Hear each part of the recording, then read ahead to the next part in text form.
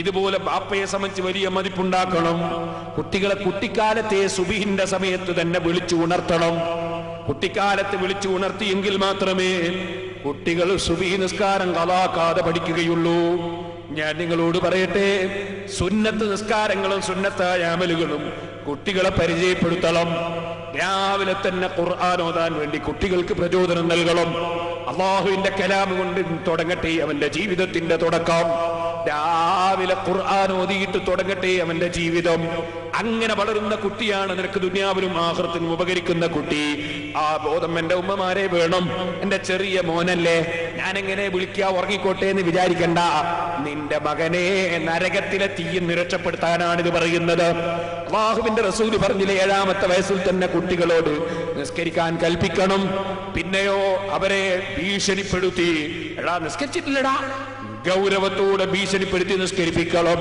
10 വയസ്സായാൽ അവൻ നിസ്കരിക്കുന്നില്ലെങ്കിൽ അടിച്ച് നിസ്കരിപ്പിക്കണം. ഇതുപോലെ നോമ്പെടുത്ത് ശീലിപ്പിക്കണം. ശീലിപ്പിച്ചില്ലെങ്കിലോ അവൻ നല്ല യുവാവാകുന്ന സമയത്ത് പ്രായം ചെന്ന നിന്നെ കൊണ്ട് അവൻ പത്തിരി ചുടിച്ച്, നീ നോമ്പായിക്കും നിന്റെ മകന് നീ പത്തിരി ചുട്ടു കൊടുക്കേണ്ടി വരും. നീ അപ്പം കൈകടിക്കും. അപ്പം കൈകടിച്ചിട്ട് കാര്യമില്ല. കുട്ടിക്കാലത്ത് തന്നെ കുട്ടികളെ നോമ്പെടുത്ത് ശീലിപ്പിക്കണം. മക്കളോടുള്ള സ്നേഹമെന്ന് പറയുന്നത് കുറെ ഭൗതികമായ കാര്യങ്ങൾ ചെയ്യലല്ല. ശരിയായ സ്നേഹമുണ്ടെങ്കിൽ എന്റെ മകൻ കാലകാലം നരകത്തിൽ കിടക്കരുതെന്ന ചിന്ത വേണം. ഉമ്മമാരെ, എന്റെ മകൾ കാലകാലം നരകത്തിൽ കിടക്കരുതെന്ന ചിന്ത വേണം. എന്റെ മകളിപ്പോ ഫാഷനിലങ്ങ് ഇറങ്ങി പോകണമെന്നല്ല ചിന്തിക്കേണ്ടത്. എന്റെ മകൻ തൽക്കാലം നല്ല പരിഷ്കാരിയാകണമെന്നല്ല ചിന്തിക്കേണ്ടത്. എന്റെ മകൻ കാലകാലം ഇന്നുള്ള തീയുണ്ടല്ലോ നമ്മളെ കയ്യിലെത്തി, അതിന്റെ 70 ഇരട്ടി ചൂടുള്ള തീയാണ് ജഹന്നമിന്റെ തീ. ആ തീയിൽ എന്റെ മക്കൾ കാലകാലം കിടക്കരുതെന്ന ബോധം നമ്മുടെ മനസ്സിലുണ്ടാകണം. കുട്ടികൾ പഠിക്കുന്ന പുസ്തകങ്ങളും സ്ലേറ്റും പെൻസിലും ഒക്കെ നല്ല നിലക്ക് ശ്രദ്ധിച്ചുകൊണ്ട് അവരെ പരിചയിപ്പിക്കണം. അതിലൊന്ന് നഷ്ടപ്പെടുത്തിയാൽ എന്തുകൊണ്ട് നഷ്ടപ്പെടുത്തി എന്ന് ചോദ്യം ചെയ്യണം. അതേ, ഒരു നയാകാശ് പോലും അനാവശ്യം ചെലവഴിക്കാൻ അനുവദിക്കരുത്. അനാവശ്യമായി ചെലവഴിക്കുന്നവർ അവരെ മുന്നിൽ വെച്ച് നമ്മൾ ആക്ഷേപിച്ച് സംസാരിക്കണം. ഇങ്ങനെ തുടങ്ങിയിട്ട് ബഹുമാനപ്പെട്ടവർ നീട്ടി പറഞ്ഞുകൊണ്ട് പറയാണ്, ദുന്യാവിനെ പ്രേമിക്കുന്നവനാക്കി വളർത്തരുത്. ദുന്യാവിന് വേണ്ടി എന്തും ചെയ്യുന്നവനാക്കി കുട്ടികളെ വളർത്തരുത്. പണവും പൊന്നുമൊക്കെ പാമ്പും തേളുമാണെന്ന് പഠിപ്പിക്കണം. എനിക്കെന്റെ ബാപ്പനോട് ഭയങ്കര സ്നേഹം ഇപ്പോഴും മനസ്സിലുള്ളൊരു വിഷയമുണ്ട്. നല്ല കടകടാന്ന് പറയുന്നൊരു 100ന്റെ നോട്ട് കിട്ടി എനിക്ക്. അപ്പൊ ഞാനതെടുത്തൊന്ന് ചുംബിച്ചു. എന്റെ ബാപ്പ ഇനിയൊരു ചീത്ത അറിയാൻ പാടില്ല, അത്ര ദുന്യാവിനെ സ്നേഹിച്ചാൻ പറ്റൂല എന്ന് പറഞ്ഞിട്ട് ബാപ്പ കുറെ ഗൗരവത്തിൽ സംസാരിച്ചു എന്നോട്. അല്ലാഹു തആല അവിടുത്തെ ഖബറിനെ സന്തോഷത്തിലാക്കട്ടെ. ഒരിക്കലും ദുന്യാവിനെ പ്രേമിക്കുന്നവനാക്കി മക്കളെ വളർത്തരുത്. ദുന്യാവ് താഴ്ന്ന സാധനമാണെന്ന ചിന്ത മക്കളെ മനസ്സിൽ വളർത്തണം. മുന്തിയ ജീവിതം ആഖിറമാണെന്ന ചിന്ത വളർത്തണം. ചുരുക്കി പറയട്ടെ, ഇമാം ഗസാലി 1-2 കാര്യങ്ങൾ കൂടി ഞാൻ സൂചിപ്പിക്കുന്നു. ജനങ്ങളെ മുന്നിൽ വെച്ച് കാർക്ക് ചുറ്റി ജനങ്ങളെ മുന്നിൽ തുപ്പിയാൽ അപ്പം വിളിച്ചു പറഞ്ഞു, ഇനി മേലിൽ ജനങ്ങളെ മുന്നിൽ തുപ്പരുത്. അതുപോലെ മൂക്ക് നിങ്ങൾ ഒലിക്കുന്നുണ്ടാവും ചില കുട്ടികളെ. ഒലിക്കുന്ന സമയത്ത് തന്നെ മൂക്ക് പിടിച്ച് വൃത്തിയാക്കാൻ കുട്ടിക്കാലത്തെ പരിചയിപ്പിക്കണം. ജനങ്ങളെ മുന്നിൽ കോട്ടുവായിടുന്ന കുട്ടികൾ അപ്പൊ പറയണം, ജനങ്ങളെ മുന്നിൽ എന്ന് തുറക്കരുത്. തുറക്കാണ് നിർബന്ധമാണെങ്കിൽ തന്നെ ഇങ്ങനെ കൈവെക്കണം എന്ന് വേണ്ടി കൈയിന്റെ പുറം വെക്കാൻ വേണ്ടി പഠിപ്പിക്കണം. ഇതുപോലെ നീ ഒരു സ്ഥലത്ത് ഇരിക്കുമ്പോ വേറെ ഒരാളെ മുഖത്തിന്റെ നേരെ നീ പോയിട്ട് നിന്റെ മലദ്വാരത്തിന്റെ ഭാഗമാകുന്ന രൂപത്തിൽ നിൽക്കുകയോ ഇരിക്കുകയോ ചെയ്യരുത് എന്ന് പഠിപ്പിക്കണം. അതുപോലെ ഇമാം ഗസാലി റഹിമഹുല്ലാഹ് പറയുന്നു, മറ്റൊരാളുടെ തലയുടെ നേരെ നിന്റെ കാല് നീട്ടരുത് എന്ന് പഠിപ്പിക്കണം. മറ്റൊരാളുടെ തലയുടെ നേരെ നിന്റെ കാല് നീട്ടരുത് എന്ന് കുട്ടികളെ പഠിപ്പിക്കണം. താടിക്ക് കൈ കൊടുക്കരുത് എന്ന് പഠിപ്പിക്കണം. ഇമാം റഹിമഹുല്ലാഹ് പറയാൻ, താടിക്ക് കൈ കൊടുക്കരുത് എന്ന് കുട്ടികളെ പഠിപ്പിക്കണം. കുട്ടികൾ മടിയന്മാരായി ഉറക്കന്മാരായിട്ട് വളരും ഈ താടിക്ക് കൈ കൊടുത്ത് ചെറുപ്പത്തിലേ പഠിച്ചാൽ.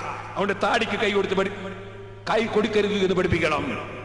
ഇങ്ങനെ പഠിപ്പിച്ചുകൊണ്ട് ബഹുമാനപ്പെട്ടവർ പറയാണ്, ഇരിക്കുന്ന സമയത്ത് വലിയവരിയ്ക്കുമ്പോ അവിടെ പോയി നീ ഇരിക്കരുത്. വലിയവർ നിൽക്കുന്ന സദസ്സിൽ പോയിട്ട് നീ സംസാരിക്കരുത്. നീ ഇങ്ങോട്ടൊരു ആവശ്യം വരാതെ അങ്ങോട്ട് സംസാരം തുടങ്ങരുത്. വെറുതെ സംസാരം തുടങ്ങരുത്. ആവശ്യം വരുമ്പോഴേ സംസാരിക്കാവൂ. ചോദിച്ചതിന്റെ മറുപടിയെ പറയാവൂ. ഫീസില്ലാതെ ഹാജരാകുന്ന വക്കീലിന്റെ മാതിരി നീ ഹാജരാകരുത് വിഷയത്തിൽ. കുട്ടികളെ ഓരോന്നും ചെറുപ്പത്തിനെ വളർത്തി പഠിപ്പിക്കണം. അനാവശ്യം സംസാരിക്കുന്നത് നിർത്തിക്കണം. കൂടുതൽ സംസാരിക്കുന്നത് ദുഷ്ടന്മാരെ സ്വഭാവമാണെന്ന് പഠിപ്പിക്കണം.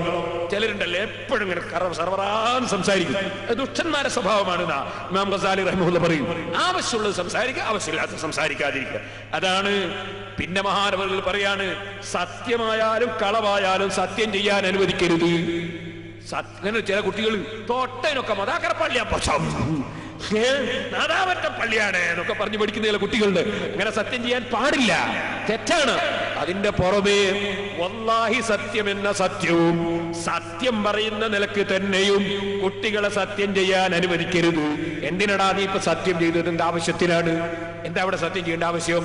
സത്യം എന്ന് പറയുന്നത് കാണുന്നതിനൊക്കെ ചെയ്യാനുള്ളതാണോ എന്ന് പറഞ്ഞ് സത്യം ചെയ്യുന്നതിൽ നിന്ന് സാദിഖൻ തടയണമെന്ന് ഇമാം ഗസാലി റഹിമഹുല്ലാഹ് പറയും. കാരണം കുട്ടിക്കാലത്ത് എങ്ങനെ സത്യം ചെയ്ത് പഠിക്കരുത്, കളവ് പറഞ്ഞ് പഠിക്കരുത്.